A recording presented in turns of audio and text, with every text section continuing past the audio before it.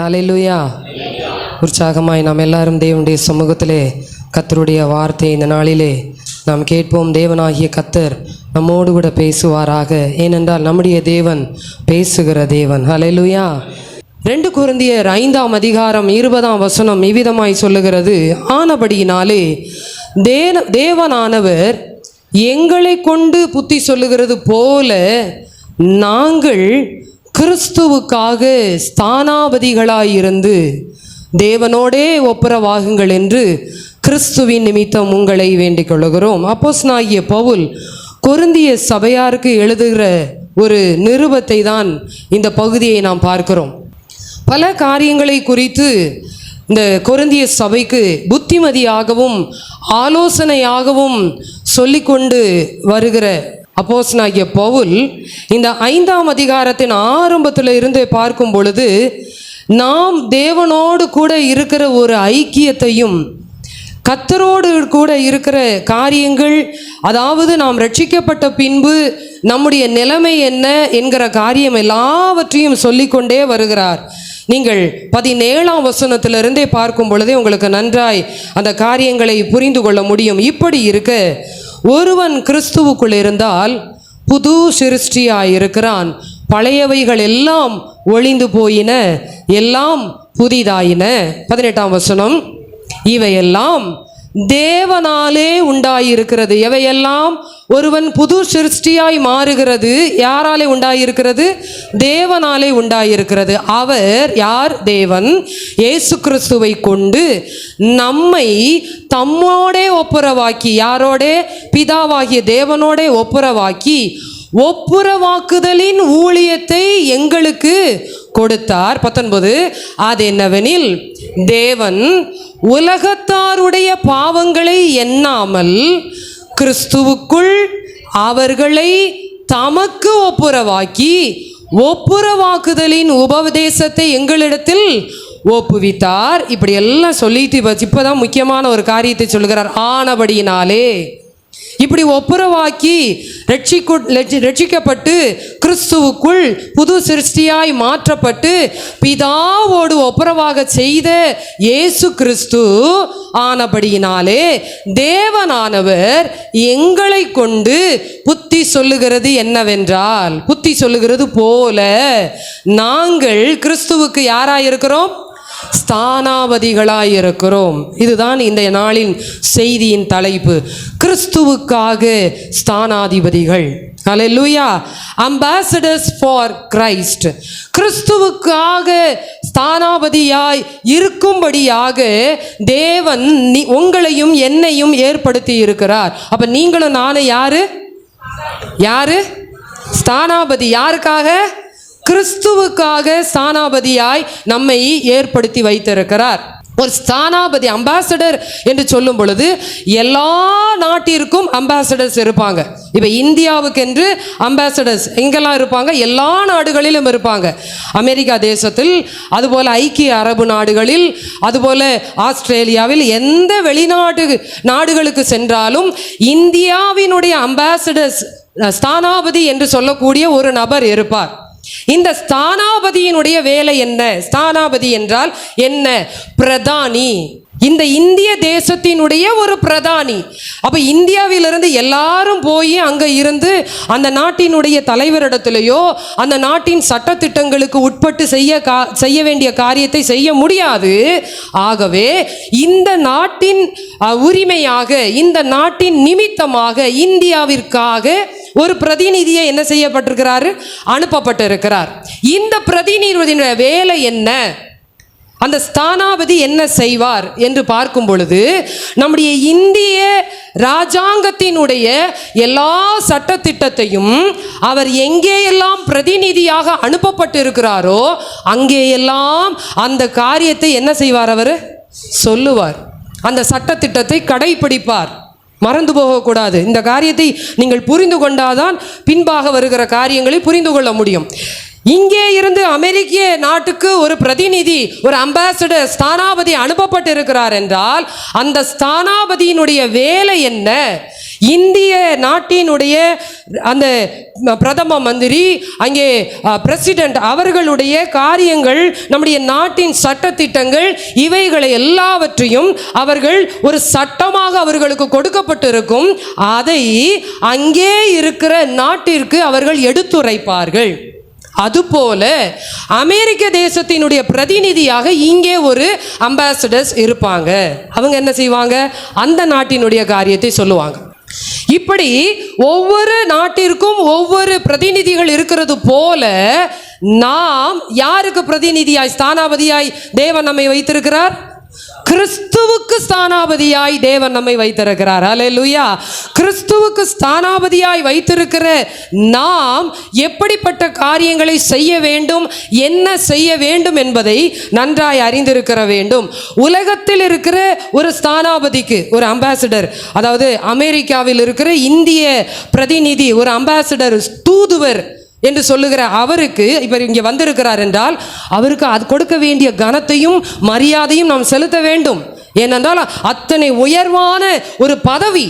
உலகத்திலே இருக்கிற ஒரு பிரதிநிதிக்கு, ஒரு ஸ்தானாபதிக்கு அத்தனை கனமும் மகிமையும் இருக்கும் என்றால் தேவாதி தேவனுக்கு, ராஜாதி ராஜாவாம் இயேசுவுக்கு பிரதிநிதியாய் இருக்கிற நீங்களும் நானும் எத்தனை கனத்துக்குரியவர்கள். அல்லேலூயா, அல்லேலூயா. ஆகவே தான் அப்போஸ்தலனாகிய பவுல் தெளிவாய் சொல்லுகிறார், கிறிஸ்துவுக்காக ஸ்தானாபதிகளாய் இருந்து. அப்ப நம்ம யாருக்கு ஸ்தானாபதியாய் இருக்கணும்? கிறிஸ்துவுக்கு ஸ்தானாபதியாக இருக்கணும். கடந்த வாரத்தின் செய்தியின் தொடர்ச்சியாகவே நீங்கள் அதை எடுத்துக்கொள்ளலாம். ஏனென்றால் கடந்த வாரத்தில் பார்த்தோம், கடைசி நாளிலே, கர்த்தருடைய நாளிலே நாம் எப்படி நிற்க வேண்டும்? குற்றமற்றவர்களாக, நாம் எந்த விதத்திலும் நம்மிடத்தில் அங்கே குறைகள் அற்றவர்களாக நாம் நிற்க வேண்டும். அப்போ நிற்கணும்னா இதுவும் ஒரு காரியம் நம்மிடத்தில் இருந்தால்தான் நாம் கடைசி நாளிலே நிற்க முடியும். ஏதோ ரட்சிக்கப்பட்டோம், தேவனுடைய வார்த்தையை கேட்டு நான் பாவங்களாம் கழுவப்பட்டு இன்றைக்கு சபைக்கு வந்து கொண்டிருக்கிறேன் என்கிறதற்காக உங்களையும் என்னையும் ஆண்டவர் தெரிந்தெடுக்கவில்லை. என்றைக்கு ஒருவன் கிறிஸ்துவுக்குள் இருந்தால் புது சிருஷ்டியாய் மாறுகிறாரோ அந்த நாளிலே அவர் யாராகவும் மாறுகிறார்? ஸ்தானாபதியாகவும் மாறுகிறார். ஹல்லேலூயா. அப்ப இங்க இருக்கிற ஒவ்வொருவரும் யாரு? யாருக்கு? கிறிஸ்துவுக்கு ஸ்தானாபதி. ஹல்லேலூயா. நான் அவருடைய வார்த்தையை விசுவாசித்து அவருடைய வசனத்தை ஏற்றுக்கொண்டு என்னுடைய பாவங்களை அறிக்கையிட்டு எல்லா பாவங்களையும் நான் சுத்திகரிக்கப்பட்டு இரத்தத்தினாலே மீட்கப்பட்டு பிதா, குமாரன், பரிசுத்த ஆவி நாமத்தினாலே ஞான ஸ்நானம் பெற்று தேவனோடு கூட ஐக்கியப்பட்டு என்றைக்கு தேவனுடைய பிள்ளையாய் மாறினேனோ அந்த நாளிலே நமக்கு ஒரு பதவி பிரமாணம் கொடுக்கப்படுகிறது. என்ன பிரமாணம்? கிறிஸ்துவின் ஸ்தானாபதி. ஹல்லேலூயா. அப்ப கிறிஸ்துவின் ஸ்தானாபதி எப்படி இருக்க வேண்டும் என்கிற ஒரு சில காரியங்களை குறித்து நாம் பார்க்கலாம். அதற்கு முன்பதாக நீதிமொழிகள் 25ஆம் அதிகாரம் 13ஆம் வசனத்தில் பாருங்கள். நீதிமொழிகள் 25:13. கோடை காலத்தில் உறைந்த மழையின் குளிர்ச்சி எப்படி இருக்கிறதோ அப்படியே உண்மையான ஸ்தானாபதியும் தன்னை அனுப்பினவருக்கு இருப்பான். அவன் தன் எஜமான்களுடைய ஆத்துமாவை குளிர பண்ணுவான். ஹல்லேலூயா. ஒரு உண்மை உள்ள ஸ்தானாபதி என்று சொல்லும் பொழுது எப்படி இருப்பான் என்றால் தன்னை அனுப்பினவனுக்கு உண்மையாய் இருப்பான். முதலாவது. ஹல்லேலூயா.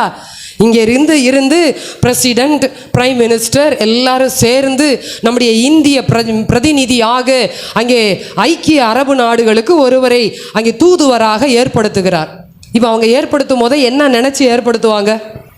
இந்திய தேசத்துக்கு அந்த தேசத்திலே அவர் எப்படி இருப்பார்? உண்மை உள்ளவராக இருப்பார். இந்திய சட்டத்திட்டங்கள் அனைத்தையும் எங்கே கடைபிடிப்பார்? ஐக்கிய அரபு நாடுகளிலே கடைபிடிப்பார். இதெல்லாம் தெரிஞ்சுதான் அவர் என்ன செய்யறாங்க? அனுப்புறாங்க. அதான் வசனம் சொல்லுகிற உண்மையான ஸ்தானாபதியும் தன்னை அனுப்பினவனுக்கு உண்மையாயிருப்பான். அவன் தன் எஜமான்களுடைய ஆத்துமாவை. ஹல்லேலூயா. இன்றைக்கு உங்களையும் என்னையும் கிறிஸ்துவின் ஸ்தானாபதியாக அவர் ஏற்படுத்தி இருக்கிறாரே. நம்முடைய தேவனுடைய இயேசு கிறிஸ்துவனுடைய அந்த இருதயம் மகிழுகிறதா? நம்மை ஒரு ஸ்தானாபதியாய் அவர் பார்க்கும் பொழுது, ஆமாம், நான் ஏற்படுத்தினேன் இந்த ஆத்துமா, இந்த மகள், இந்த மகன் எனக்கான உண்மையுள்ள ஸ்தானாபதி என்று சொல்ல முடியுமா அவர்? இன்னொரு வசனத்தை வாசியுங்கள். அதே நீதிமொழிகள் 13ஆம் அதிகாரம் 17ஆம் வசனம். துரோகமுள்ள தூதன் தீதியிலே விழுவான், தீமையிலே விழுவான். உண்மையுள்ள ஸ்தானாபதியோ ஔஷதம். ஹல்லேலூயா. ஔஷதம் என்றால் மருந்து. உண்மையுள்ள ஸ்தானாபதியோ எல்லாருக்கும் எப்படி இருக்கிறாங்களா? He is a medicine for everybody. எல்லாருக்கும் உண்மையுள்ள ஒரு ஸ்தானாபதி. அவங்கள நினைச்சாலே ஐயோ, இந்த அம்பாசிடர், இந்த ஸ்தானாபதியை நினைச்சாலே பயமா இருக்கு. இல்லை, ஸ்தானாபதி என்பவன் எந்த விதத்திலும் தன்னுடைய சொந்த காரியங்களை, தன்னுடைய சொந்த விருப்பங்களை, தன்னுடைய சொந்த இஷ்டத்தை, தன்னுடைய சொந்த யோசனையை எதுவுமே செய்ய முடியாது. இயேசு கிறிஸ்து இந்த பூமிக்கு வந்த பொழுது எப்படி வந்தார்? பிதாவின் ஸ்தானாபதியாய் வந்தார். ஆகவேதான் நீங்கள் வாசிங்கள் யோவான் 4:34 அங்க சொல்லும் பொழுது இயேசு கிறிஸ்து சொல்லுகிறார், யோவான் 4:34, இயேசு அவர்களை நோக்கி, நான் என்னை அனுப்பினவருடைய சித்தத்தின்படி செய்து அவருடைய கிரியையை முடிப்பதே என்னுடைய போஜனமாயிருக்கிறது. அப்ப பிதாவாகிய தேவன் இயேசு கிறிஸ்துவை தன்னுடைய ஸ்தானாபதியாய் இந்த பூமிக்கு அனுப்பின பொழுது அவர் சொல்லுகிற ஒரு வார்த்தை, நான் என்னை அனுப்பினவருடைய சித்தத்தின்படி செய்து அவருடைய, என் கிரியை இல்லை, என் வேலை இல்லை, என் சொந்த இஷ்டம் இல்லை, நான் நினைச்ச காரியத்தெல்லாம் முடிக்கணும், அதுக்காக நான் வரல. தெளிவா சொல்லுகிறார், அவருடைய கிரியையை முடிப்பதே என்னுடைய போஜனமாய் இருக்கிறது. தொடர்ந்து 5ஆம் அதிகாரம் 30ஆம் வசனத்தை வாசியுங்கள். 5:30, நான் என் சுயமாய் ஒன்றும் செய்கிறதில்லை. யாரு? இயேசு கிறிஸ்து. நான் எதையும் என் சொந்த இஷ்டத்தில் செய்கிறதில்லை, நான் கேட்கிறபடியே நியாயம் தீர்க்கிறேன். எனக்கு சித்தமானதை நான் தேடாமல் என்னை அனுப்பின பிதாவுக்கு சித்தமானதையே நான் தேடுகிறபடியால் என் தீர்ப்பு நீதியாயிருக்கிறது. ஹல்லேலூயா. பிதாவினுடைய, என்னை அனுப்பினவருடைய நான் சித்தத்தை, என் சொந்த இஷ்டமோ, என் சொந்த விருப்பமோ, என்னுடைய சொந்த காரியமோ எதுவுமே இல்லை, எல்லாமே என்னை அனுப்பினவருடைய. ஹல்லேலூயா. அப்ப நீங்களும் நானும் இந்த பூமியில கிறிஸ்துவின் ஸ்தானாபதிகளா இருக்கிறோம் என்றால் நம்முடைய விருப்பம் யாருடையதா இருக்கணும்? என்னை அனுப்பினவருடையதாக இருக்கணும். என்னுடைய செயல் யாருடையதாக இருக்கணும்? என்னை அனுப்பினவருடையதாக இருக்கணும். என்னுடைய எல்லா கிரியையும் யாருடையதாக இருக்கணும்? அவருடையதாக இருக்கணும். ஹல்லேலூயா. ஏனென்றால் என்னை அனுப்பினவர் அவர். நான் யாருக்கு ஸ்தானாபதியாக இருக்கிறேன்? அவருக்கு ஸ்தானாபதியாக இருக்கிறேன். இயேசுவுக்கு ஸ்தானாபதியாக இருக்கிறபடியினாலே அவர் என்ன என்னிடத்தில் எதிர்பார்க்கிறாரோ அதைத்தான் நான் செய்ய வேண்டுமே ஒழிய என்னுடைய சொந்த விருப்பம், என்னுடைய சொந்த இஷ்டம், என்னுடைய கண்ணுக்கு தெரிகிற பாதை அல்ல, அவர் விரும்புகிற பாதை. இதில் செய்யும் பொழுது, செல்லும் பொழுது நீங்களும் நானும் கிறிஸ்துவுக்கு ஸ்தானாபதிகளாக இருக்கிறோம். ஹல்லேலூயா. ஹல்லேலூயா. கிறிஸ்துவுக்கு ஸ்தானாபதிகளாய் இருப்பதற்கு முன்பதாக சில காரியங்களை அவர் செய்திருக்கிறார் நமக்கு. அதையெல்லாம் நாம் பார்த்துவிட்டு ஸ்தானாபதி என்ன செய்ய வேண்டும் என்பதையும் பார்க்கும் பொழுது நிச்சயமாக இந்த காரியம் உங்களுக்கு நன்றாய் விளங்கும். சில காரியங்களை தேவன் நமக்கு சொல்லி இருக்கிறார். என்ன காரியம் என்றால், நாம் ஒப்புரவாகுதலின், அங்கே 2 கொரிந்தியர் 5ஆம் அதிகாரத்தில் வாசிக்கிறோம். எடுத்துக்கொள்ளுங்கள், 2 கொரிந்தியர் 5ஆம் அதிகாரம். இவையெல்லாம் தேவனால் 18ஆம் வசனம் உண்டாயிருக்கிறது, அவர் இயேசு கிறிஸ்துவை கொண்டு நம்மை தம்மோடு ஒப்புரவாக்கி. யாரோட ஒப்புரவாக்கி இருக்கிறார்? பிதாவோடு ஒப்புரவாக்கி இருக்கிறார். சரி, பிதாவோடு ஒப்புரவாக்குவதற்கு முன்பதாக, பிஃபோர், ஆஃப்டர். இப்போ என்றைக்குமே இப்போ மெடிசின் எல்லாமே ரெவ்யூ, மெடிசினுக்கு ஒரு ரெவ்யூ கொடுக்குறாங்கன்னா என்ன கொடுக்குறாங்க எல்லாரும்? Before, after. அதை பார்த்து தான் நம்ம என்ன செய்கிறோம்? ஓ, இவ்வளோ குண்டா இருந்தவங்க இந்த மருந்து சாப்பிட்டு எப்படி ஆயிட்டாங்க? ஒல்லி ஆயிட்டாங்க. இவ்வளோ கருப்பாக இருந்தவங்க இந்த க்ரீமை போட்டு எப்படி ஆயிட்டாங்க? ஆமாம், கலர் ஆயிட்டாங்க. அப்போ எல்லாமே பிஃபோர் அண்ட் ஆஃப்டர் இருக்கு. அப்போ கிறிஸ்துவின் ஸ்தானாபதியாய் மாறுவதற்கு முன்பு, கிறிஸ்துவின் ஸ்தானாபதியாய் மாறின பின்பு, அப்போ ரெண்டு காரியம் இருக்கு. உண்மைதானே? அப்போ கிறிஸ்துவின் ஸ்தானாபதியாய் மாறுவதற்கு முன்பு நாம் எப்படி இருந்தோம் என்றால் அடையாளமற்றவர்களாய் இருந்தோம். எப்படி இருந்தோம்? உங்களுக்கு எனக்கு எந்த ஐடென்டிட்டியும் கிடையாது, எந்த ஐடென்டிட்டியும் கிடையாது. ஆனால் இன்னைக்கு நமக்கு கர்த்தர் ஒரு அடையாளத்தை, ஒரு ஐடென்டிட்டியை நமக்கு கொடுத்திருக்கிறார். என்ன காரியம்? முதலாவது நம்மை நாமே ஒரு கேள்வியை கேட்டுக்கொள்ளுவோம். Who was I? நான் யாரு? நான் யார்? எப்படி இருந்தேன்? ஆகவேதான் நமக்கு ஒரு சில வாரங்களாக தொடர்ச்சியாகவே இந்த செய்திகளை நாம் தியானித்து கொண்டிருக்கிறோம். ஆவியானவர் சபைகளுக்கு ஏன் இந்த செய்தி இந்த நாட்களிலோ கொடுக்கிறார் என்று எனக்கு தெரியவில்லை. ஆனால் தொடர்ச்சியாக ஆவியானவர் பேசிக் கொண்டிருக்கிறார். நான் யார்? முன்னே எப்படி இருந்தேன்? வாசியுங்கள். கொலோசியர் 1:21. கொலோசியர் 1:21. முன்னே அந்நியராயும் துர்க்கிரியைகளினால் மனதிலே சத்துரு. வெளியே நல்ல ஆளுதான், அவுட்வேர்ட் லுக் எப்படி சூப்பர், எந்த ஃபால்ட்டும் கிடையாது, நோ ரிமார்க்ஸ், எதுவுமே இல்லை. ஆனால் மனதிலே சத்துருக்களாயும் இருந்த உங்களையும் என்ன பண்ணியிருக்கிறார்? பரிசுத்தராகவும் குற்றமற்றவர்களாகவும் கண்டிக்கப்படாதவர்களாகவும் தமக்கு முன்னிறுத்தும்படியாக அவருடைய மாம்ச சரீரத்தில் அடைந்த மரணத்தினாலே இப்பொழுது என்ன பண்ணியிருக்கிறாரா? ஆமாம், கனெக்ஷனை ஏற்படுத்திட்டார். அப்போ முன்பாக நாம் எப்படி இருந்தோம்? அந்நியராக இருந்தோம், துர்க்கிரியைகளினால் பிடிக்கப்பட்டவர்களாக இருந்தோம், மனதிலே சத்துருக்களாக இருந்தோம். ஆனால் இன்றைக்கு அவருடைய மரணத்தினாலே அவருக்கு நமக்கு என்னத்தை ஏற்படுத்தி விட்டார்? ஒப்புரவாகுதலில் ஒரு தொடர்பை நமக்கு ஏற்படுத்தி விட்டார். இப்படி நிறைய வசனம் இருக்கு. நீங்கள் குறித்து கொள்ளுகிறவர்களுக்காக நான் வசனத்தை சொல்லுகிறேன். எபேசியர் 2:13, 11. முன்னே அந்நியராயும், எபேசியர் 2:11, 13. ஆனபடியினால் முன்னே மாம்சத்தின்படி புறஜாதியாராய் இருந்து மாம்சத்தில் கையினால் செய்யப்படுகிற விருத்த சேதனமுடையவர்களாய் விருத்த சேதனம் இல்லாதவர்கள் எண்ணப்பட்ட நீங்கள் அக்காலத்திலே, எப்ப? முன்னே கிறிஸ்துவை சேராதவர்களும் இஸ்ரவேலுக்கு காணியாட்சிக்கு புறமானவர்களும் வாக்குத்தத்தத்தின் உடன்படிக்கைக்கு அந்நியரும் நம்பிக்கை இல்லாதவர்களும் இவ்வுலகத்தில் தேவனற்றவர்களுமாய் இருந்தீர்கள் என்று நினைத்துக் கொள்ளுங்கள். அப்படி இருந்த நம்ம இப்பொழுது அவருடைய விலையேறப்பட்ட இரத்தத்தினாலே நம்மை ஒப்புரவாக்கினார். ஹல்லேலூயா, ஹல்லேலூயா. 1 தீமோத்தேயு 1:13 சொல்லப்பட்டிருக்கிறது. 1 பேதுரு 1:14. 1 பேதுரு 2:10. இப்படி முன்னே நான் யார் என்கிற காரியத்தை நமக்கு தெளிவாக அங்கே சொல்லப்பட்டிருக்கிறது. இந்த வசனத்தில் இப்போ நான் குறிக்கல, நீங்கள் வேகமாக சொல்லிட்டீங்க அப்படின்னா நம்ம சர்ச்சோட யூடியூப்ல போய் நீங்கள் இந்த செய்தியை திரும்ப கேட்டீங்கன்னா இந்த வசனத்தில் நீங்கள் குறித்து கொள்ளலாம். சரியா? சரி. அப்போ முன்னே who was I? நான் முன்ன எப்படி இருந்தேன்? அப்போ முன்ன நான் அப்படி இருந்தேன். அவருடைய விலையேறப்பட்ட ரத்தம் என்னை என்ன செய்து விட்டது? ஒப்புரவாக்கி விட்டது. இப்போ அடுத்த கேள்வி, செகண்ட் ஐடென்டிட்டி எனக்கு அவர் கொடுத்திருக்கிற காரியம். who am I? இப்ப நான் யாரு? who am I? நான் யாரு என்று வாசிக்கும் பொழுது கலாத்தியர் 4:6, 7 வாசியுங்கள். கலாத்தியர் 4:6, 7. மேலும் நீங்கள் புத்திரராய் இருக்கிறபடியினால் அப்பா பிதாவே என்று கூப்பிடத்தக்கதாக தேவன் தமது குமாரனுடைய ஆவியை உங்கள் இருதயங்களில் அனுப்பினார். 7 வாசிங்க.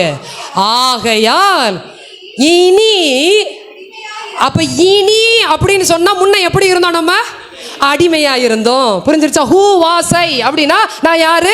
அடிமை. இனி ஹூ ஆம் ஐ அப்படின்னா யார் கிடையாது?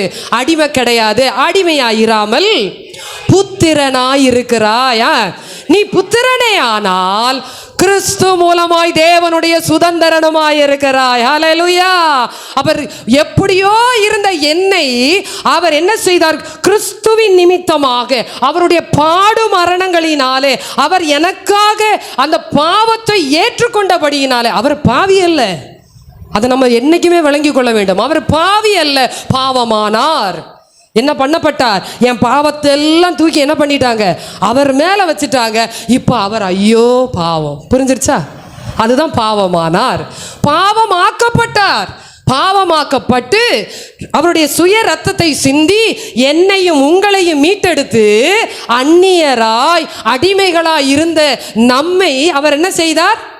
புத்திரனாய். ஹல்லேலூயா. என்ன ஒரு காரியம் பாருங்க, புத்திரனாய். எங்கேயோ இருந்த நம்ம இயேசுவே இயேசுவேன்னு கூப்பிட்டுக்கிட்டு இருந்த இடத்துல இப்போ எப்படி கூப்பிடுறோம்? அப்பா பிதாவே. ஹல்லேலூயா.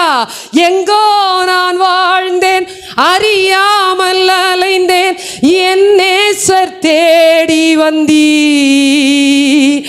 எங்கோ நான் வாழ்ந்தேன், அறியாமல் அலைந்தேன், என் நேசர் தேடி வந்தீ. நெஞ்சார அணைத்து முத்தங்கள் கொடுத்து நிழலாய் மாறிவிட்டீர். நெஞ்சார அணைத்து முத்தங்கள் கொடுத்து நிழலாய் மாறிவிட்டீர். ஹல்லேலூயா. எங்கேயோ இருந்த நம்மை தேவனாகிய கர்த்தர் அப்பா பிதாவே என்று கூப்பிடத்தக்க புத்திர சுவிகாரத்தின் ஆவியை தந்திருக்கிறார். ரோமர் 8ஆம் அதிகாரம் 14 முதல் 17 வசனங்களை வாசியுங்கள். ரோமர் 8ஆம் அதிகாரம் 14 முதல் 17 வசனங்கள். மேலும் எவர்கள் தேவனுடைய ஆவியினாலே நடத்தப்படுகிறார்களோ, யாருடைய புத்திரராய் இருக்கிறாங்க? தேவனுடைய புத்திரராய் இருக்கிறார்கள். ஹல்லேலூயா. ஆகவேதான் கனமான ஒரு பொறுப்பை நமக்கு கொடுத்திருக்கிறார். என்ன பொறுப்பு? அவருக்கான ஸ்தானாபதி. ஹல்லேலூயா. அங்கே தொடர்ந்து சொல்லப்பட்டிருக்கிறது, நாம் தேவனுடைய பிள்ளைகளா இருக்கிறோம் என்று ஆவியானவர் தாமே நம்முடைய ஆவியுடனே கூட சாட்சி கொடுக்கிறார். நாம் பிள்ளைகளானால் சுதந்திரருமாமே. முன்னே எப்படி இருந்தோம்? அடிமையாயிருந்தோம். இப்ப எப்படி இருக்கிறோம்? சுதந்திரராய் இருக்கிறோம். கிறிஸ்துவுக்கு உடன் சுதந்திரரும், கிறிஸ்துவுடனே கூட நாம் மகிமைப்படும்படி அவரோடனே கூட பாடுபட்டால் அப்படியாகும். ஹல்லேலூயா. இப்ப புரிஞ்சிருச்சா? Who was I? Who am I? இப்போ நான் எப்படி இருக்கிறேன்?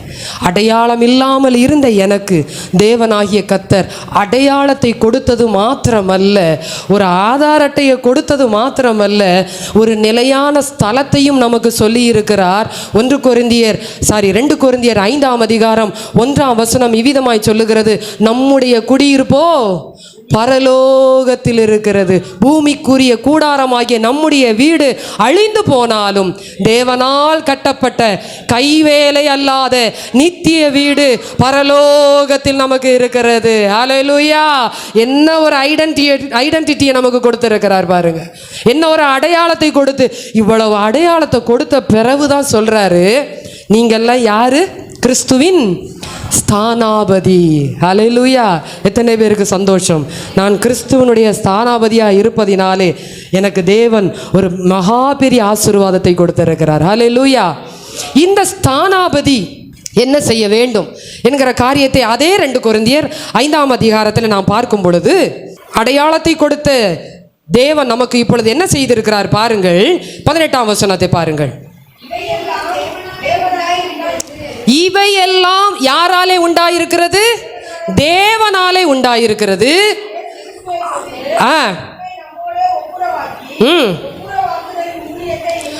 ஒப்புரவாக்குதலின் ஊழியத்தை எங்களுக்கு கொடுத்தார். அப்போ ஒரு ஸ்தானாபதியினுடைய வேலை, ஊழியம் என்ன? ஊழியம் என்ன? ஊழியம் ஒப்புரவாக்குற ஊழியம், வேற எதுவும் கிடையாது. ஸ்தானாபதியினோட இங்கிருந்து கேட்டு அங்கே போய் அங்கிருந்து கேட்டு, அவருடைய வேலையே என்னன்னா connecting the people with God. அதான் அவருடைய வேலை, வேற எதுவுமே கிடையாது. ஸ்தானாபதி ஒப்புரவாக்குதலின் ஊழியத்தை எங்களுக்கு கொடுத்தார். அடுத்து தொடர்ச்சியா பாருங்க. அதென்னவெனில் 19ஆம் வசனம், எண்ணாமல் ஒப்புரவாக்கி ஒப்புரவாக்குதலின் ஊழியத்தை கொடுத்தவர் எதையும் சேர்த்து தான் கொடுத்துருக்கிறாரு. உபதேசத்தையும் சேர்த்து தான் கொடுத்துருக்கிறாரு, சும்மா கொடுக்கல. நல்லா புரிஞ்சு கொள்ளணும். ஒப்புரவாக்குதலுக்காக என்னை ஸ்தானாபதியாக ஏற்படுத்தினவர் ஒப்புரவாக்குதலின் ஊழியத்தை கொடுத்து விட்டு எதையும் சேர்த்து தான் கொடுத்துருக்கிறாரு. அந்த உபதேசத்தையும் சேர்த்து தான் கொடுத்து விட்டு இப்பொழுது சொல்லுகிறார், நீங்கள் யார்? கிறிஸ்துவின் ஸ்தானாபதிகளாய் இருந்து கிறிஸ்துவின் நிமித்தம் உங்களை அப்படி ஒப்புரவாக்க வேண்டும் என்று கிறிஸ்துவின் நிமித்தம் உங்களை வேண்டிக் கொள்ளுகிறேன். ஹல்லேலூயா. அந்த ஒப்புரவாக்குதலின் ஊழியம் ஏன் அதை சொன்னார்? இயேசு கிறிஸ்து இந்த பூமிக்கு வந்த பொழுது அந்த ஊழியத்தை தான் செய்தார். ஹல்லேலூயா. யாவரோடும் சமாதானமாய் இருக்க, எல்லாரையும் அங்கே கனெக்ட் பண்ணி, யாரோடு? பிதாவாகிய தேவனோடு கனெக்ட் பண்ற வேலையை தான் இயேசு கிறிஸ்து செய்தார். மாத்திரமல்ல, அவருடைய உபதேசம் என்ன? ஒப்புரவாக்குதலின் உபதேசம் என்ன? வாசியுங்கள், கொலோசியர் 1:19-20. ஒப்புரவாக்குதலின் உபதேசம் என்ன? உங்களை யாராவது கேட்டா நீங்க சொல்லணும், ஒப்புரவாக்குதலின் உபதேசம்னா என்ன? அந்த உபதேசம் ஒன்று தனியா இருக்கா? அது பைபிள்ல தாங்க இருக்குது. வாசிங்க, கொலோசியர் 1:19-20. சகல பரிபூரணமும் அவருக்குள்ளே வாசமாய் இருக்கவும் அவர் சிலுவையில் சிந்தின இரத்தத்தினாலே எதை உண்டாக்கி? சமாதானத்தை உண்டாக்கி பூலோகத்தில் உள்ளவைகள் பரலோகத்தில் உள்ளவைகள் யாவும் அவர் மூலமாய், யார் மூலமாய்? இயேசு கிறிஸ்து மூலமாய் தமக்கு ஒப்புரவாக்கி கொள்ளவும் அவருக்கு பிரியமாயிற்று. ஹல்லேலூயா. ஒப்புரவாக்குதலின் உபதேசம் என்ன? பூலோகத்தில் உள்ள யாவரும் பரலோகத்தில் உள்ள யாவரும் எல்லாரும் யாரோட கனெக்ட் ஆகணும்? பிதாவோடு கனெக்ட் ஆகணும். அதுதான் உபதேசம். ஹல்லேலூயா. இரண்டாவது காரியம் பாருங்க, யோவான் 1:29.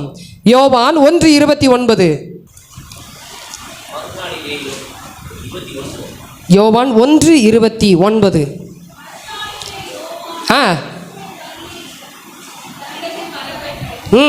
இதோ உலகத்தின் பாவத்தை சுமந்து தீர்க்கிற தேவ ஆட்டுக்குட்டி. ஒப்புரவாக்குதலின் உபதேசம் என்னன்னா, இந்த உலகத்தில் பூலோகத்தில் உள்ளவைகள் பரலோகத்தில் உள்ளவைகள் யாவையும் அங்கே ஒன்று சேர்க்கப்பட வேண்டும், ஒப்புரவாக்கப்பட வேண்டும் என்றால் யார் மூலமாய் ஒப்புரவாக்கப்பட வேண்டும்? இயேசு கிறிஸ்து மூலமாய். ஹல்லேலூயா. ஏனென்றால் இதோ உலகத்தின் பாவத்தை சுமந்து தீர்க்கிற தேவ ஆட்டுக்குட்டி. அவரே அல்லாமல் ரட்சிப்பு இல்லை, அவரை அல்லாமல் மீட்பு இல்லை, அவரை அல்லாமல் விடுதலை இல்லை, அவரை அல்லாமல் வேறு ஒன்றுமே இல்லை. ஆகவே ஒப்புரவாக்குதலின் உபதேசம், ஒப்புரவாக்குதலின் ஊழியத்தை செய்யறதுக்கு முன்பதாக இந்த ஒப்புரவாக்குதலின் உபதேசத்தை தெரிந்தால் மாத்திரம்தான் ஒப்புரவாக்குதலின் ஊழியத்தை ஸ்தானாபதியாயிருந்து செய்ய முடியும். ஹல்லேலூயா. மூன்றாவது ஒப்புரவாக்குதலின் உபதேசம் ரோமர் 8:1.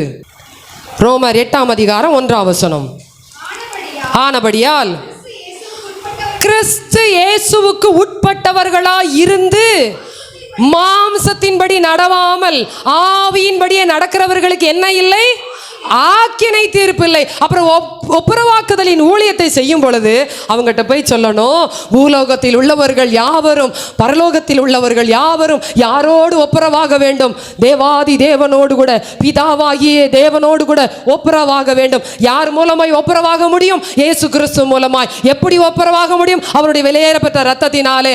ஏனென்றால் உலகத்தின் பாவத்தை சுமந்து தீர்க்கிற தேவ ஆட்டுக்குட்டியாக அவர் ரத்தம் சிந்தி இருக்கிறார். நீங்க அப்படி ரத்தம் சிந்தப்பட்டு அவருடைய இரத்தத்தினாலே மீட்கப்பட்ட பின்பு, அவருடைய பிள்ளையாய் மாறின பின்பு, நீங்கள் மாம்சத்திலே நடவாமல் ஆவியிலே இயேசு கிறிஸ்துவோடைய பிள்ளையாய் அவருக்கு புத்திரனாய் நீங்கள் நடக்கும் பொழுது உங்களுக்கு என்ன இல்லை? ஆக்கினை தீர்ப்பு இல்லை. அவ்வளவுதான் ஒப்புரவாக்குதலின் உபதேசம். ஹல்லேலூயா.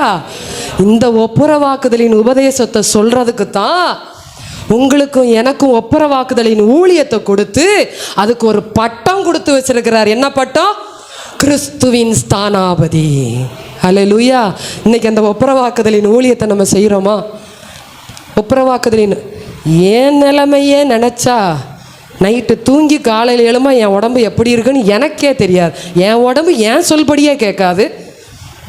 சொல்கிறோமா இல்லையா?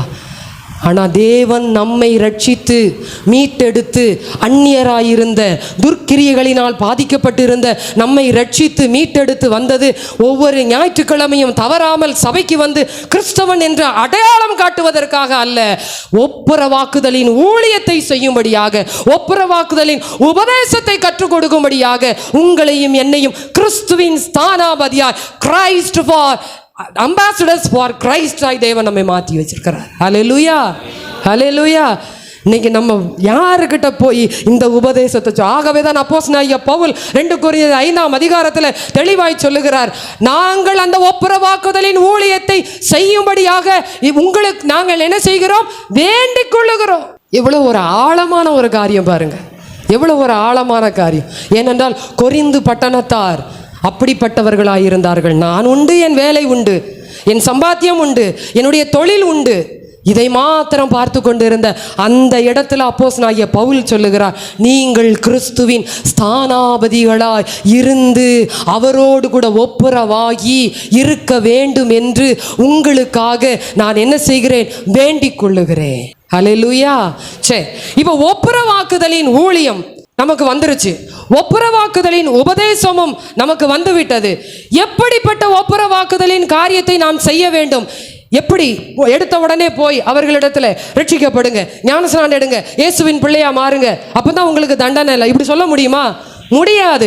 ஒவ்வொரு இடத்திலையும் சூழ்நிலைக்கு ஏற்றவாறு, ஜனங்களுக்கு ஏற்றவாறு இந்த ஒப்புரவாக்குதலின் ஊழியத்தை செய்ய வேண்டும். இயேசு கிறிஸ்து ஒப்புரவாக்குதலின் ஊழியத்தை செய்தார். பிதாவோடு கூட அவர் இணைக்கப்படும்படியாக ஜனங்களிடத்தில் ஊழியத்தை செய்தார். ஆனால் அவர் செய்த எல்லா ஊழியமும் வெவ்வேறான இடம், வெவ்வேறான ஜனம், வெவ்வேறான விதங்களில் அவர் செய்தார். ஹல்லேலூயா. இப்போ நம்முடைய அந்த ஒப்புரவாக்குதல், கிறிஸ்துவுக்கு ஸ்தானாபதியாய் இருந்து நீங்களும் நானும் எவ்விதமான காரியத்தை செய்ய வேண்டும், அந்த ஒப்புரவாக்குதலின் காரியம், ஊழியம், ஸ்தானாபதி எப்படி இருக்க வேண்டும்? 3 காரியத்தை வேகமாய் சொல்லி முடிக்கிறேன். ஆதியாகமம் 33ஆம் அதிகாரம் 4ஆம் வசனம். ஆதியாகமம் 33:4. அப்பொழுது ஏசா எதிர்கொண்டு ஓடி வந்து அவனை முத்தம் செய்தான், இருவரும் அழுதார்கள். போதும், நம்ம எல்லாருக்கும் இந்த பகுதி நன்றாய் தெரிந்த பகுதி. யாக்கோபு ஏசா சகோதரர்கள். யாக்கோபு ஏசாவை என்ன செய்து விட்டார்? ஏமாற்றி விட்டார். ஏமாற்றிவிட்டு தன்னுடைய மாமனுடைய வீட்டிற்கு போய் அங்கே வேலைகளை செய்து திருமணமாகி பிள்ளைகளோடு வந்து கொண்டு இருக்கிறார். வருகிற நேரத்தில் இப்பொழுது யாக்கோபுக்கு ஒரு செய்தி வருகிறது, உன்னுடைய சகோதரனாகிய ஏசா உன் மீது எப்படி இருக்கிறார்? கோபமாயிருக்கிறார், எரிச்சலாயிருக்கிறார்.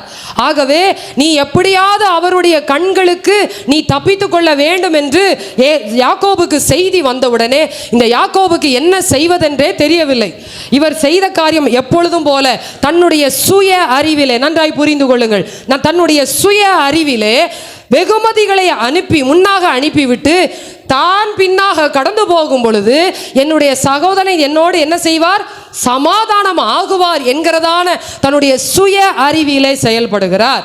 இப்பொழுது தான் ஒப்புரவாகுதலின் ஊழியம் அங்கே நடக்க ஆரம்பிக்கிறது. யாக்கோபு பிந்தி தனித்திருந்து, அங்கே வசனத்தை வாசிக்கும் பொழுது 32ஆம் அதிகாரம் வாசிங்கள், 26ஆம் வசனம். அவர் நான் போகட்டும், பொழுது விடுகிறது என்றார். அதற்கு அவன், நீர் என்னை ஆசீர்வதித்தால் ஒழிய நான் உண்மை போக விடேன். அதற்கு முன்பதாக யாக்கோபு பிந்தி தனித்திருந்து 24 வாசிங்க அந்த வசனத்தை. யாக்கோபு பிந்தி தனித்திருந்தான். அப்பொழுது ஒரு புருஷன் பொழுது விடியும் அளவும் அவனுடனே போராடி. நிறுத்துங்க அந்த இடத்துல. அப்பொழுது ஒரு புருஷன் பொழுது விடியும் அளவும் அவனோட என்ன செய்கிறார்? போராடி. இதுவரைக்கும் யாக்கோபோடு கூட யாராவது போராடினாங்களா? யாராவது போராடினாங்களா? இல்லை. ஏன் இன்னைக்கு அந்த போராட்டம்? தேவனாகிய கர்த்தர் யாக்கோபுக்கு வாக்கு பண்ணியிருந்தார், நீ போகிற இடத்திலெல்லாம் உன்னோடு கூட இருந்து இந்த தேசத்துக்கு நான் உன்னை என்ன செய்வேன்? திரும்பி வர பண்ணுவேன். நான் உனக்கு சொன்னதை செய்யும் அளவும் உன்னை கைவிடுகிறதில்லை, உன்னை விட்டு நான் என்ன செய்கிறதில்லை, விலகுவதும் இல்லை. இப்படியெல்லாம் சொல்லி எங்கே வச்சு சொன்னார்? தேவனுடைய வீட்டில் பெத்தேலில் வச்சு சொல்கிறார். இவ்வளவு வாக்குத்தத்தம் கொடுத்த ஆண்டவர் யாக்கோபை எதற்காக ஏற்படுத்தினார்? முற்பிதாக்களின் வரிசையில் இருக்கிற அந்த நிலைமையில் வாக்குத்தத்தத்தை சுதந்தரிப்பதற்காக ஏற்படுத்தின யாக்கோபு தன்னுடைய மாமனுடைய வீட்டிற்கு போன உடனே சொந்த விருஷ்டத்தின்படி, சொந்த விருப்பத்தின்படி, தன்னுடைய சுய காரியத்தை நிறைவேற்றும்படி, தன்னுடைய ஆசீர்வாத பெருக்கத்துக்கான எண்ணங்களை செய்து கொண்டு இந்த விதமான செயல்பாட்டில் இருந்துதான் யாக்கோபு செயல்பட்டு கொண்டிருந்தாரே ஒழிய தேவனுடைய அனாதி திட்டம் என்ன, கர்த்தர் என்னை குறித்து வைத்திருக்கிற நோக்கம் என்ன என்பதை மறந்தபடியினாலே இப்பொழுது பொழுது விடுகிற வரைக்கும் ஒரு தூதன் யாக்கோபோடு கூட போராடி கொண்டிருக்கிறார். இன்றைக்கும் தேவனுடைய பிள்ளையே, ஆவியானவர் உங்களோடு போராடி கொண்டிருக்கிறார். எதற்காக தெரியுமா? நீங்கள் கிறிஸ்துவின் ஸ்தானாபதிகளாய் ஏற்படுத்தப்பட்டிருக்கும் பொழுது நீங்கள் செய்ய வேண்டிய வேலையை செய்யாமல் உங்கள் சுய இஷ்டத்திலே, உங்களுடைய சுய எண்ணத்திலே, உங்களுடைய சுய நோக்கத்திலே நீங்கள் ஓடிக்கொண்டிருக்கிறபடியினாலே அனுதினமும், அன்றைக்காவது யாக்கோபுக்கு ஒரு நாள், ஆனால் இன்றைக்கு ஆவியானவர் அனுதினமும் உங்களோடு போராடி கொண்டிருக்கிறார். என்னுடைய திட்டத்துக்கு வா, என்னுடைய திட்டத்துக்கு வா, என்னுடைய வழிக்கு வா என்று ஆவியானவர் அங்கே பேசி கொண்டிருக்கிறார். இப்பொழுது யாக்கோபு சொல்லுகிறார், ஆண்டவரே நீர் என்னை ஆசீர்வதித்தால் ஒழிய நான் உம்மை போக விடேன். இப்பொழுதுதான் சொல்றோம். அங்க ஒரு காரியத்தை பாருங்க. அப்பொழுது அவர், உன் பேர் என்ன? ஆண்டவருக்கு தெரியாதா? வாக்குத்தத்தம் கொடுக்கும் போது ஆண்டவருக்கு தெரியாதா? இவருடைய பேர் என்னன்னு தெரியாதா? தாயின் கருவில் உருவாவதற்கு முன்னமே நான் உன்னை பெயர் சொல்லி அழைத்தேன். பூமியில் இருக்கிற எல்லாரையும் அவர் தொகையிட்டு வச்சிருக்கிறாராம். சங்கீதத்தில் இருக்கிறது, எல்லாரையும் தொகையிட்டு எண்ணி இருக்கிறார்.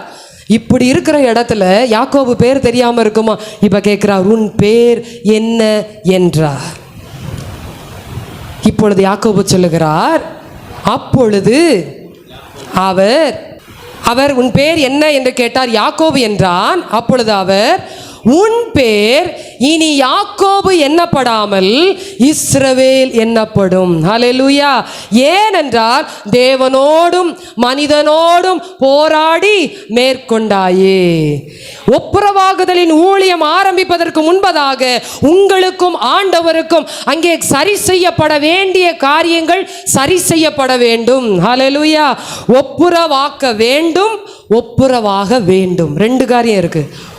ஒருத்தரை இன்னொருத்தரோட என்ன செய்யணும்? தேவனோடு ஒப்புரவாக்க வேண்டும். நாமளும் என்ன செய்யணும்? ஒப்புரவாகணும். ஒப்புரவாகாம ஒப்புரவாக்குதலின் ஊழியத்தை செய்யவே முடியாது. வாசியுங்கள் மத்தேயு எழுதின சுவிசேஷம் 5ஆம் அதிகாரம் 24ஆம் வசனம். மத்தேயு 5:24. அங்கேதானே பலிபீடத்தின் முன் உன் காணிக்கையை வைத்துவிட்டு போய் உன் சகோதரனோட ஒப்புரவாகி பின்பு வந்து எதை செலுத்து? காணிக்கையை செலுத்து. ஹல்லேலூயா. புரிந்து கொள்ளுங்கள், ஒரு உண்மையான ஸ்தானாபதி என்ன செய்ய வேண்டும் என்றால், தான் இருக்கிற டெம்பரவரியா இருக்கிற தேசத்தோடு கூட ஒப்புரவாக வேண்டும். அங்கே அமெரிக்காவில் இருக்கிற இந்திய ஸ்தானாபதி அமெரிக்கா கூட சண்டை போட்டுக்கிட்டு அமெரிக்காவின் சட்டத்திட்டத்திற்கு கீழ்ப்படியாமல் அங்கே ஒப்புரவாகாமல் இருப்பாரே என்றால் இந்தியாவின் சட்டத்திட்டத்தை அங்கே கொண்டு போக முடியாது. ஹல்லேலூயா. பூமியிலே வசிக்கிற நீங்களும் நானும் டெம்பரவரியா, தற்காலிகமாக குடியிருக்கிறோம். இப்போ நம்ம எங்க போனோம்? பரலோகத்திற்கு. ஹல்லேலூயா. தேவாதி தேவன் எனக்கென்று நிலையான வீட்டை கட்டி வைத்திருக்கிறாரே, அங்க போனோம். அங்க போகணும்னு சொன்னா எனக்கும் என்ன ஸ்தானாபதியா ஏற்படுத்தினவருக்கும் ஒப்புரவாகுதல் இல்லை என்றால் நான் யாரையும் என்ன செய்ய முடியாது? அங்க கொண்டு போக முடியாது. அங்கதான் அதான் வசனம் சொல்லுது, அங்கேதானே, தேர் இட்செல்ஃப், அங்கேதானே பலிபீடத்தின் முன் உன் காணிக்கையை வைத்துவிட்டு போய் முன்பு உன் சகோதரனோடு கூட ஒப்புரவாகி. காணிக்கைன்னு சொன்ன உடனே நீங்க உடனே ஃபினான்ஷியல் ஆஃபரிங் நினைச்சிடாதீங்க. நாட் ஒன்லி மணி, நீங்க செய்யற ஜெபம், நீங்க செய்யற உபவாசம், நீங்க கர்த்தருக்கு செலுத்துற துதி, நீங்க கர்த்தருக்கு செலுத்துகிற ஆராதனை எல்லாமே தான் காணிக்க. எல்லாமே தான் காணிக்க. காணிக்க நினைச்சோன்னா காணிக்க பெட்டியில போடுற பணம் இல்ல. ஆண்டவர் அதை சொல்லல. நீங்க இத்தனை வருஷமாய் நான் ஜெபித்து கொண்டு உபவாசித்து கொண்டு வருடத்திற்கு 40 நாட்கள் தவறாமல் உபவாசிப்பேன், ஏன் பதில் இல்லை? ஒப்புரவாக வேண்டிய இடத்துல ஒப்புரவு ஆகாமல் கர்த்தர் உங்களை என்னை ஸ்தானாபதியாய் மாற்ற முடியாது. கணவன் மனைவியோடு, மனைவி கணவரோடு, சகோதர சகோதரிகளோடு, பெற்றோர் பிள்ளைகளோடு, பிள்ளைகள் பெற்றோரோடு, மருமக்கள் மாமியாரோடு, யாரோடெல்லாம் ஒப்புரவாகணுமோ எல்லாரையும் make connection with everyone. Make connection with everyone. எல்லாரோடையும் ஐக்கியமாகுங்க. நீங்க போங்க, ஒப்புரவாகுங்க. ஆவியானவர் இன்றைக்கும் நிறைய காரியத்தில் நம்முடைய ஆசீர்வாதத்தில் நமக்கு தடையை வைத்திருப்பதன் காரணம் என்ன? ஆகாய் தீர்க்கதரிசி புஸ்தகத்தில் ஒரு வசனம் இருக்கிறது. நீங்கள் சம்பாதித்தோம் எந்த பையில போடுறீங்களா? பொத்தலான பையில போடுறீங்களா? சேர்க்க முடியல. ஏன் சேர்க்க முடியல? ஏன் என் ஜெபத்திற்கு பதில் இல்லை? ஓடுகிறேனே, அலைகிறேனே, சம்பாதிக்கிறேனே, என்னுடைய வேர்வை நிலத்தில் சிந்த நான் உழைக்கிறேனே, ஏன் பலன் இல்லை? ஞாயிற்றுக்கிழமை வந்தால் ஆராதனை உமக்கே. ஆண்டவர் சொல்றார், முன்பு போய் ஒப்புரவாக வேண்டிய இடத்துல ஒப்புரவாகு. ஒப்புரவாக வேண்டிய நபர் இடத்துல ஒப்புரவாகு. வசனம் தெளிவாய் சொல்லுங்க. அங்கேதானே குறிப்பிட்ட சில நாட்களாக சில பேரோடு கூட ஆவியானவர் இதை உணர்த்தி கொண்டிருக்கிறார். இன்றைக்கு மறுபடியும் கர்த்தருடைய வார்த்தையின் மூலமாய் உங்களுக்கு அதை உறுதிப்படுத்துகிறார். ஒப்புரவாக வேண்டியவர்களோடு கூட போய் ஒப்புரவாகுங்கள். அவர்கள் வருவார்கள், சேர்ந்து கொள்ளலாம். அவர்கள் வருவார்கள், நான் மன்னித்து ஏற்றுக்கொள்ளுவேன். அவர்கள் வருவார்கள், சரியாகி விடலாம் என்றால் காலம் போய்விடும். கர்த்தருடைய பீடத்திலிருந்து சொல்லுகிறேன், ஒப்புரவாக வேண்டிய நபரோடு கூட ஒப்புரவாகும் பொழுது உங்களுக்கென்று வைத்திருக்கிற பெரிய ஆசீர்வாதத்தை கர்த்தர் வைத்திருக்கிறார். ஹல்லேலூயா. தொடர்ச்சியாய் பாருங்கள். அங்கே யாக்கோபு பிந்தி தனித்திருந்து போராடி, அப்பா என் பேர் யாக்கோபு தான், தெரிஞ்சுக்கிட்டேன் இப்ப அப்படின்னு சொன்ன உடனே அங்க வசனம் சொல்லுகிறது, அங்கே தன்னுடைய சகோதரனை பார்த்த உடனே அதற்கு ஏசா 8ஆம் வசனம், அதற்கு அவன், எனக்கு எதிர்கொண்டு வந்த அந்த மந்தையெல்லாம் என்னத்துக்கு என்றான். அதற்கு அவன், என் ஆண்டவனுடைய கண்களில் எனக்கு தயை கிடைக்கிறதற்கு என்றான். எதுக்கு இதெல்லாம் கொடுத்த? இந்த கிஃப்டெல்லாம் முதல்ல அனுப்பி விட்டுட்டியே, எதுக்கு? அவன் ஓப்பனாகவே சொல்லிட்டான். முந்தினா ஏமாத்திருப்பான். இப்போ டச் பண்ண உடனே, அங்கே ஆவியானுடைய ஒரு டச் வந்த உடனே, ஐயா உங்களை நான் தாஜா பண்ணுறதுக்கு தான், உங்களை பட்டர் போட்டு தான் இதெல்லாம் அனுப்புனேன், வேற எதுக்குமே இல்லை. அங்கே உடனே அவன் வார்த்தை பாருங்க, ஏசாவினுடைய வாய். அதற்கு ஏசா, என் சகோதரனே எனக்கு போதுமானது உண்டு. 33:9. அதற்கு ஏசா, என் சகோதரனே எனக்கு போதுமானது உண்டு, உன்னுடையது உனக்கு இருக்கட்டும். அதற்கு யாக்கோபு, அப்படி அல்ல, உம்முடைய கண்களில் எனக்கு தயவு கிடைத்ததே, ஆனால் என் வெகுமதியை என் கையிலிருந்து ஏற்றுக்கொள்ளும், நீர் என் மேல் பிரியமானீர். அல்லேலூயா, அல்லேலூயா. ஒப்புரவான பின்புதான் ஒப்புரவாக்குகிற ஊழியம் அங்கே நடைபெறுகிறது. அல்லேலூயா. தேவனோடு ஒப்புரவாக வேண்டிய இடத்துல தேவனோடு ஒப்புரவாகுங்கள். மனிதரோடு ஒப்புரவாக வேண்டிய இடத்துல மனிதரோடு ஒப்புரவாகுங்கள். சரி செய்ய வேண்டிய காரியங்களை சரி செய்யுங்கள். என்னுடைய சுயமாய், என்னுடைய சொந்த இஷ்டத்தின்படி, என்னுடைய அறிவின்படி, எனக்கு இருக்கிற அந்த திறமையின்படி, எனக்கு இருக்கிற பழக்க வழக்கத்தின்படி இதை நான் சாதித்து விடுவேன், இதை செய்து விடுவேன், தோற்று போவீர்கள், தோற்று போவீர்கள். யாக்கோபு அப்படித்தான் நினைத்தான். அவன் நினைத்தால் வெள்ளாடு கருப்பா மாறுது, புள்ளி உள்ளது கோடா மாறுது, கோடு உள்ளதெல்லாம் வரியா மாறுது, இல்லைன்னா எதுவுமே இல்லாம மாறுது. சொந்த திறமை குறிப்பிட்ட நாள் மாத்திரம்தான். ஆனால் ஒப்புரவாக்கப்படுவதற்கென்று கிறிஸ்துவின் ஸ்தானாபதிகளை நீங்கள் நானும் அபிஷேகம் பண்ணப்பட்டிருப்போமே. ஆனால் யாரோடெல்லாம் ஒப்புரவாக வேண்டுமோ, நீங்கள் ஜெபிப்பதற்கு முன்பதாக, ஊழியம் செய்வதற்கு முன்பதாக, பிரயாசப்படுவதற்கு முன்பதாக, ஆராதிப்பதற்கு முன்பதாக, பாடல்களை பாடுவதற்கு முன்பதாக ஒப்புரவாக வேண்டிய இடத்துல ஒப்புரவாகுங்க. கர்த்தர் உங்களை பெரிய மேன்மையான இடத்துல வைப்பார். ஹல்லேலூயா. 2ஆவதாக, இது தனிப்பட்ட வாழ்விலே உள்ள ஒப்புரவாகுதல். ஒப்புரவாகுதலின் ஊழியத்தை செய்வதற்கு முதலாவது நான் தேவனோடு ஒப்புரவாக வேண்டும். இரண்டாவதாக ஆதியாகமம் 45 அதிகாரம் 1 முதல் 4 வசனங்கள். ஆதியாகமம் 45 1 முதல் 4 வசனங்கள்.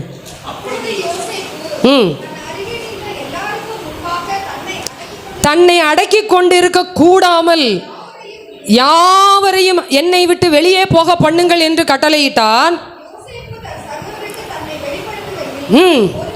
ஒருவரும் அவன் அருகில் நிற்கவில்லை. அந்த பகுதி அப்படியே வச்சுக்கோங்க. இந்த சம்பவம் நமக்கு நன்றாய் தெரியும். யோசேப்பு தன்னுடைய சகோதரரால் துரத்தப்பட்டு, வெறுக்கப்பட்டு, அங்கே தள்ளப்பட்டு, விற்கப்பட்டு, எல்லா பட்டும் பட்டு பட்டு பட்டு இப்போ எப்படி வந்து நிற்கிறாரு? பட்டாய் வந்து நிற்கிறார். ஹல்லேலூயா. இன்னைக்கு யோசேப்பை தேடி எல்லாரும் வந்து நிற்கிறாங்க. ஆனால் யாருக்கும் யாரை தெரியலை? யோசேப்பை தெரியல. யோசேப்புக்கு எல்லாரையும் தெரியும். ஒன்று தெரியுமா? ஒரு ரகசியம். இது என்னன்னு தெரியுமா? அடித்தவங்களுக்கு யாரை அடித்தோன்னு தெரியாது. அடி வாங்கினவங்களுக்கு யார் நம்மளை அடித்தான்னு தெரியும். தெரியுமா அந்த ரகசியம்? அடித்தவங்களுக்கு குருட்டாம்போக்கில் அடிப்பாங்க. யாரை அடித்தோன்னு கூட்டத்தில் நீ இருந்தியா தெரியாத அப்படிம்பாங்க. ஆனால் அடி வாங்கின நீ தானே அடித்த 10 பேர் இருந்தாலும் நீவாங்க. தெரியுமா?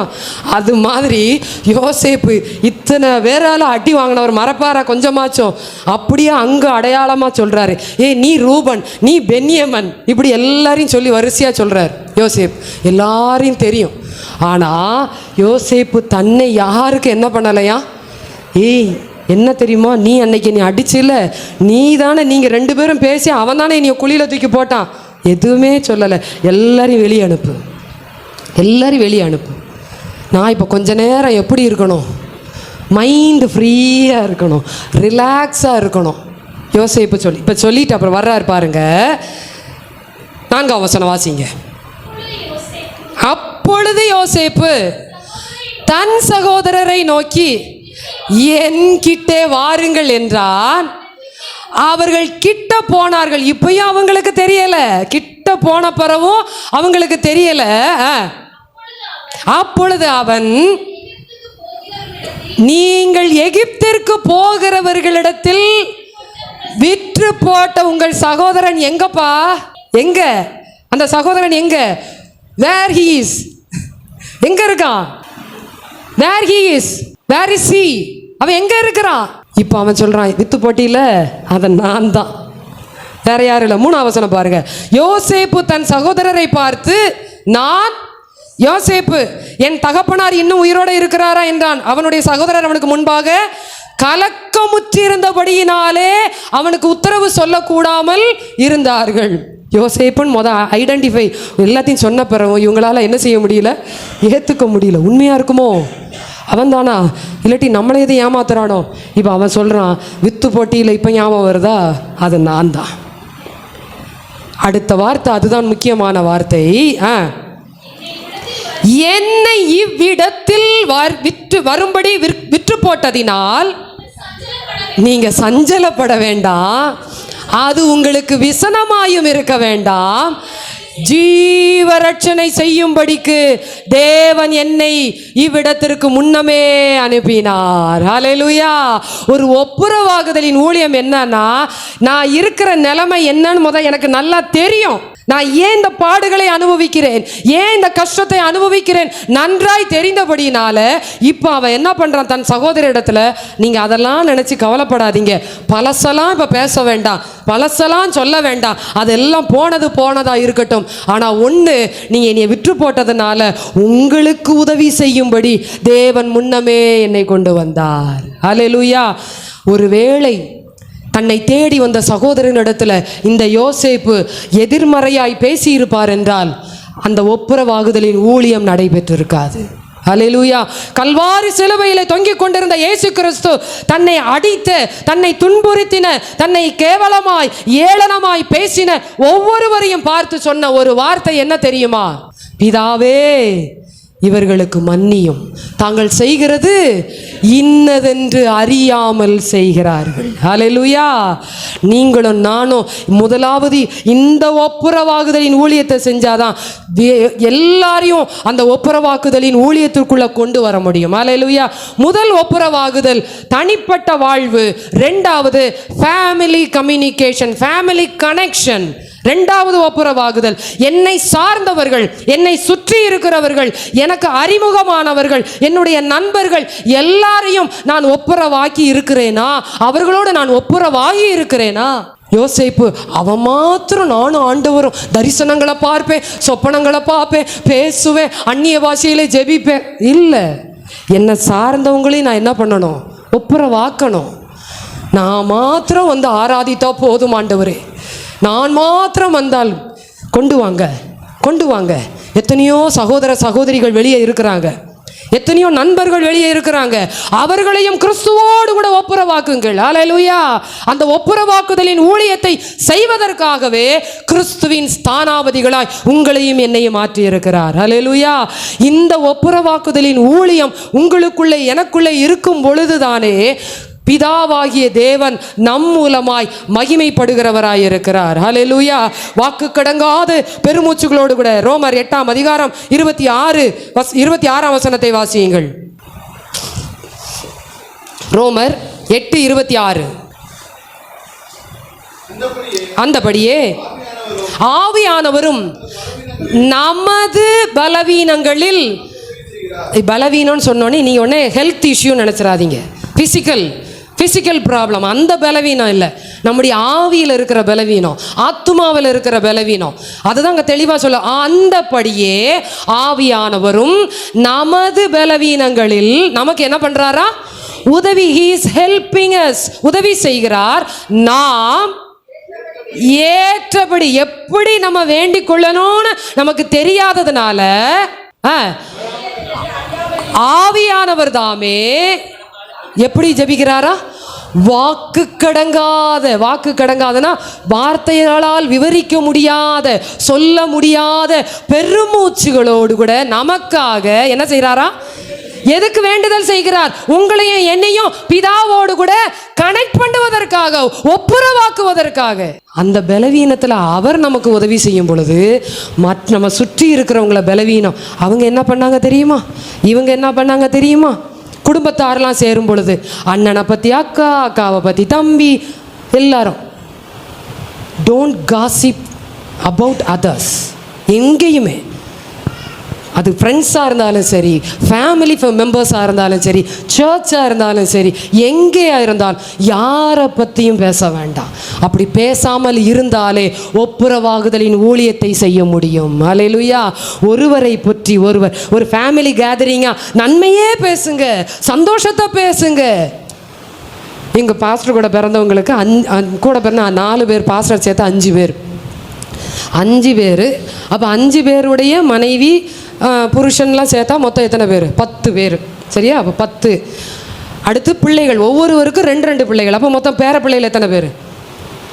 10. அப்போ மொத்தம் எத்தனை? நாங்கள் ஃபேமிலியாக சேர்ந்தாலே ஒரு காங்கிரிகேஷன், ஒரு சர்வீஸ் நடத்திடலாம். அன்றைக்கி ஆராதனை நடத்திடலாம். 20 பேர். எங்கள் அத்தை, எங்கள் மாமியார் சேர்த்து 21. நாங்கள் எல்லாம் சேர்ந்தா உண்மையிலே சொல்கிறேன், அவ்வளவு ஒரு சந்தோஷம். எனக்கு ஊருக்கு போகணுன்னாலே அவ்வளோ ஒரு சந்தோஷமாக இருக்கும். ஏன்னா ஒருத்தரை பற்றி ஒருத்தர் நாங்கள் பேசவே மாட்டோம்.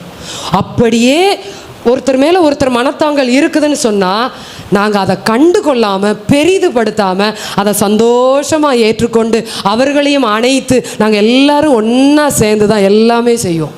அது ஒரு சந்தோஷமான ஊருக்கு போயிட்டு திரும்பி வரும் பொழுது எல்லாருக்குமே கஷ்டமாக இருக்கும். அந்த ஒரு அனுபவம். ஏன்னா இந்த பழக்கத்தை கொண்டு வந்தது யார்? என்னுடைய அத்தை, என்னுடைய மாமியார். யாரை பற்றியும் 3 மருமகளை பற்றி, ஒருத்தரை பற்றி இன்னொருத்தர்கிட்ட, அவங்கள பற்றி என்கிட்ட சொல்லவே மாட்டாங்க. நான் போனான்னா என்னையை பற்றி மட்டும்தான் பேசுவாங்க. பெரிய மருமக வந்தால் அவங்கள பற்றி மட்டும்தான். ஒருத்தரை பற்றி ஒருத்தர் அப்படி செஞ்சாங்கம்மா, இப்படி செஞ்சாங்க, பேர பிள்ளைகளை பற்றியும் சொல்ல மாட்டாங்க. இதுதான் ஒப்புரவாகுதலின் ஊழியம். ஹல்லேலூயா, ஹல்லேலூயா. இங்கே நம்ம ஒப்புரவானா தான் எங்கே ஒப்புரவாக முடியும்?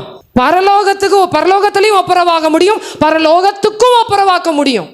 இங்கேயே ஒப்புரவாகலனா, இங்கேயே சேர முடியலனா, இங்கேயே ஒத்து போக முடியலனா யோசித்து பாரு. அதைத்தான் அங்கே வசனம் சொல்லுகிறது. முதல் காரியம், நமக்கும் தேவனுக்கும் இருக்கிற ஒப்புரவாகுதல். அதற்கு தேவை ஜெபம். யாக்கோபு ஜெபித்தார். இரண்டாவது, யோசேப்பு யாவரோடும் ஒப்புரவானார், ஸ்தானாபதியாயிருந்து செயல்பட்டார். இதற்கு தேவை விட்டு கொடுக்கிற மனப்பாங்கு. ஹல்லேலூயா. மூன்றாவதாக ஒரு ஒப்புரவாகுதலை சொல்லி நான் முடிக்க விரும்புகிறேன். லூக்கா 15ஆம் அதிகாரம் 11ஆம் வசனத்தை வாசிக்கலாம். லூக்கா 15:11.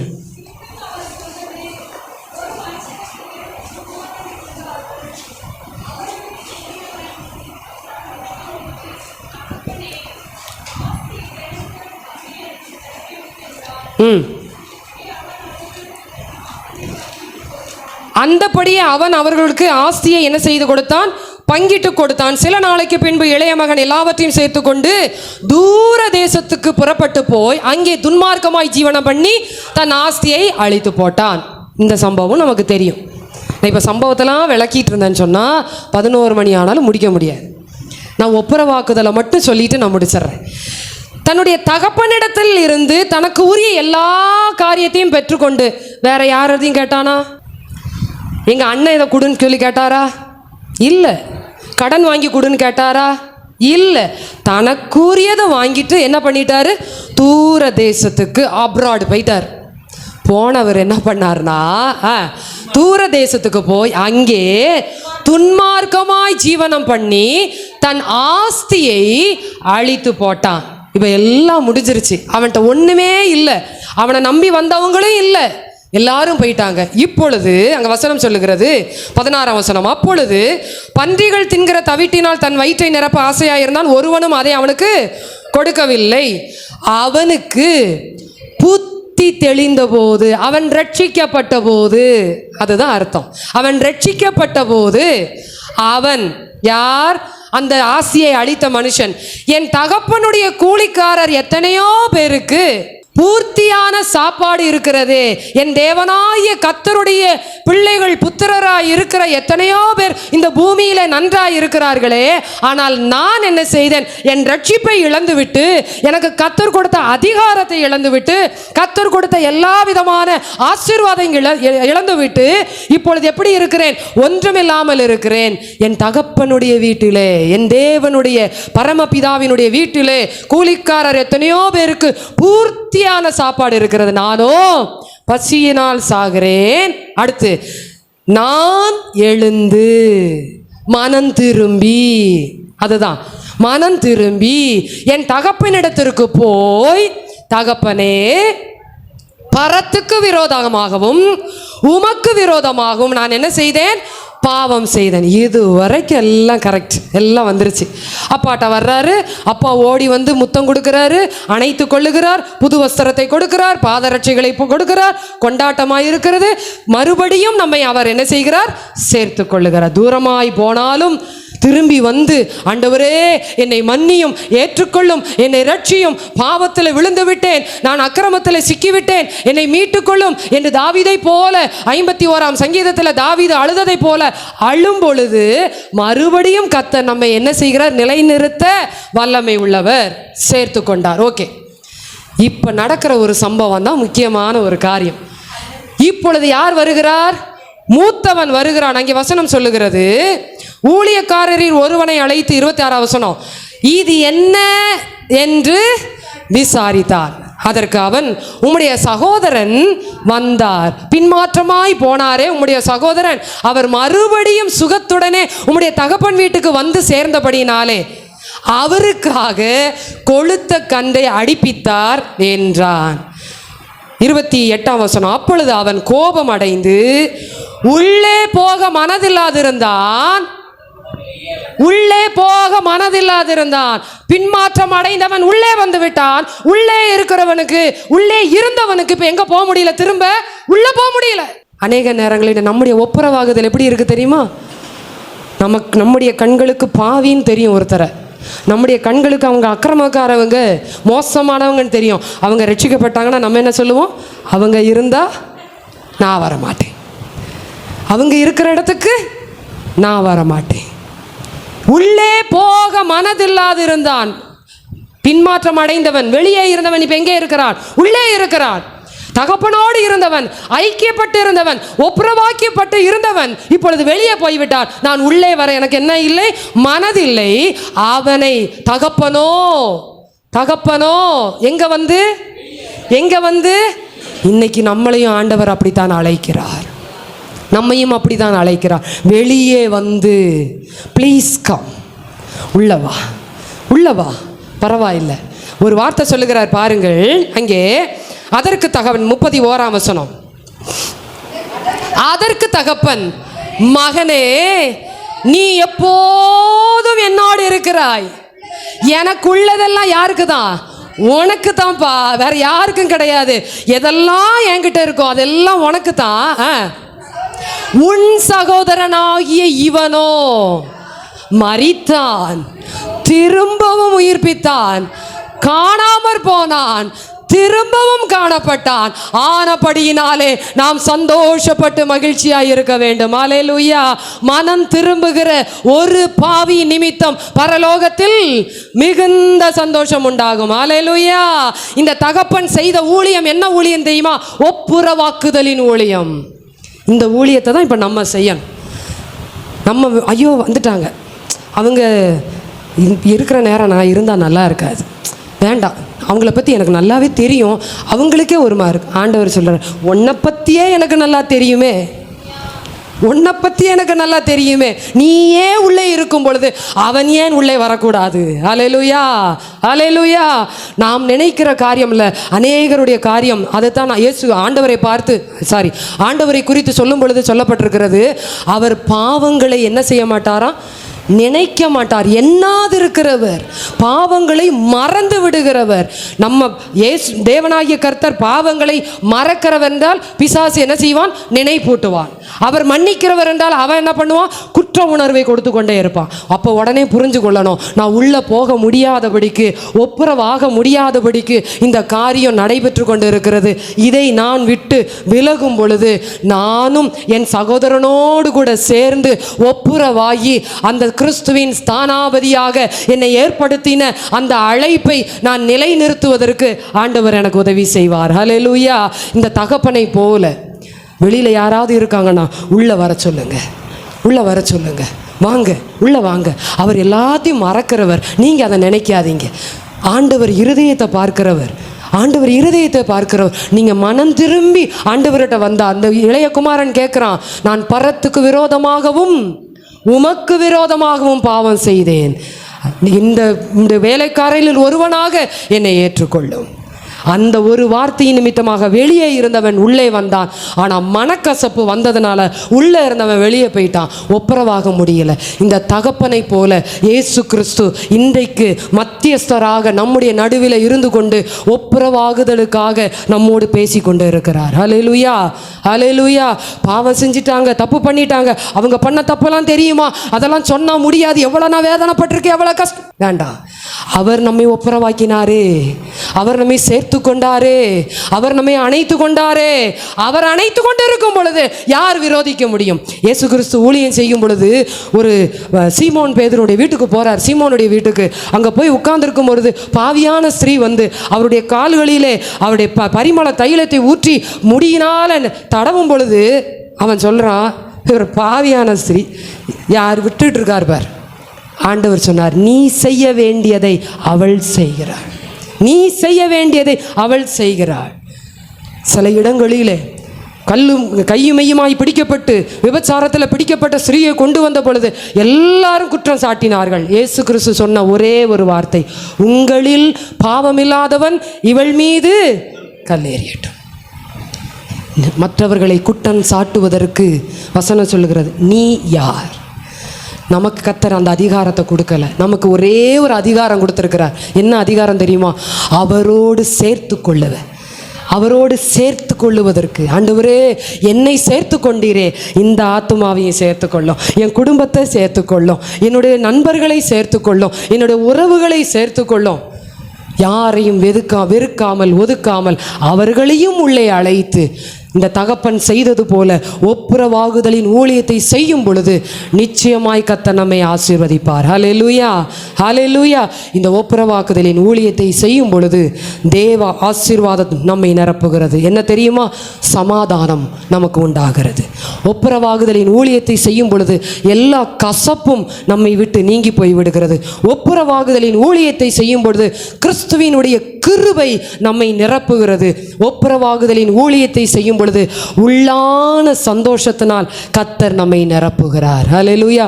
இந்த ஆசீர்வாதங்கள் எல்லாம் நமக்கு கிடைக்க வேண்டும் என்றால் ஒப்புரவாகுதலின் ஊழியத்தை ஸ்தானாபதிகளாயிருந்து செய்வோம். மறந்துவிட வேண்டாம். நீங்களும் நானும் யார்?